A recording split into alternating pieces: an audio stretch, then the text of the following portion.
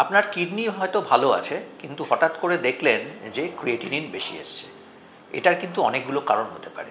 হতে পারে যে আপনার পেশির পরিমাণ অনেক বেশি। ২ নম্বর হচ্ছে এরকম দেখতে পারেন যে আপনি বাইরে থেকে হয়তো প্রচুর প্রোটিন সাপ্লিমেন্টস নিচ্ছেন। এরকম হতে পারে যে আপনি স্মোক করেন, জল কম খান, কোনো থাইরয়েড আছে বা লিভারের সমস্যা আছে, বা এরকম হতে পারে যে আপনি কোনো পেইন কিলার নিচ্ছেন, বাইরে থেকে অনেক পেইন কিলার খাওয়া হচ্ছে, সেটা একটা কারণ হতে পারে। র্যাবডোমায়োলাইসিস হচ্ছে, মানে মাসেল ব্রেকডাউন হচ্ছে, সেটাও একটা কারণ হতে পারে। মানে এতগুলো কারণের জন্য কিন্তু আপনার কখনো কখনো নর্মাল কিডনি থাকলেও ক্রিয়েটিনিন একটু হাই আসতে পারে।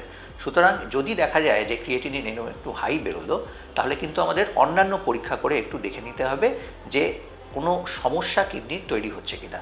হয়তো সমস্যা খুব সামান্য, তখন কিডনি শুরু হয়েছে, তখন থেকে কিডনির এই ক্রিয়েটিনিনটা একটু হাই হয়েছে, সেটাও হতে পারে।